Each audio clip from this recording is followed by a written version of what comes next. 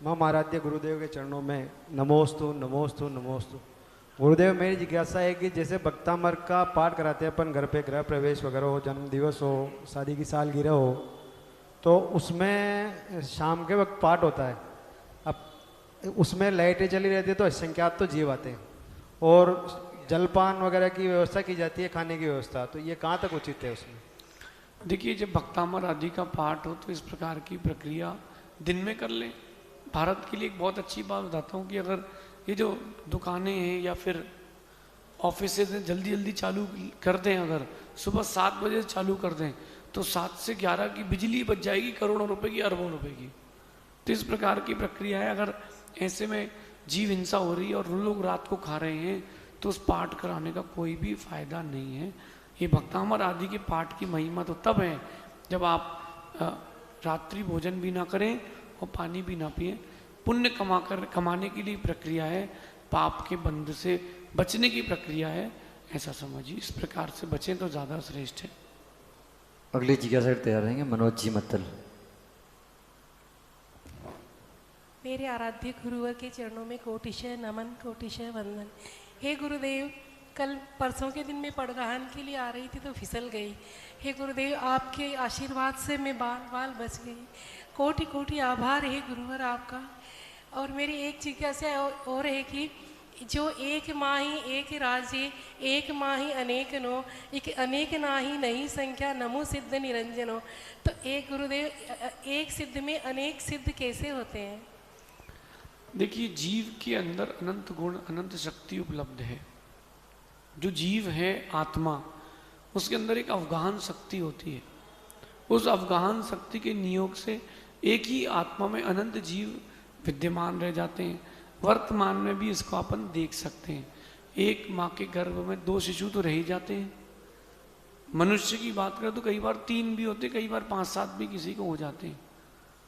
तो एक ही आत्मा के अंदर इतने गर्भ में जीव, अथवा अपन तिर्यंचों को देख सकते हैं तो सूकरी आदि कई बच्चों को जन्म दे देती है, ये स्वान आदि भी दे देते हैं। तो एक ही आत्मा प्रदेश में इतने जीव, ये दिखने वाले हैं। और नहीं दिखने वाले तो कृमि, रक्त में, मांस में जो सम्मूर्छन जीव है वो भी आपके आत्म प्रदेशों में ही तो हैं। तो आत्मा के अंदर ये अवगाहन की शक्ति है, इसलिए एक में अनंत सिद्ध रह सकते हैं, इसमें कोई बाधा नहीं, ऐसा समझिए। नमस्ते। अगली जिज्ञासा के तैयार रहेंगे अलका जी। पूज्य त्रय गुरुदेव के चरणों में बारंबार नमोस्तु। छुल्लक जी महाराज के चरणों में इच्छा में इच्छा में इच्छा। महाराज जी, गीता उपदेश में आया है, कोटेशन आया था, जो हुआ जो अच्छा हुआ, जो हो रहा जो अच्छा हो रहा है, जो होगा जो अच्छा होगा। तो हमारे साथ अगर कोई दुर्घटना हुई है, अशुभ दुर्घटना या कुछ, तो उसको हम अच्छा कैसे समझें? देखिए, जो होता है वो सब अच्छा होता है, ये उसके लिए कथन है जो सम्यक दृष्टि जीव है। मिथ्या दृष्टि जीव के साथ जो होगा वो अच्छा कैसे हो? जो होता है वो अच्छे के लिए होता है, ये सम्यक दृष्टि जीव के लिए कथन है।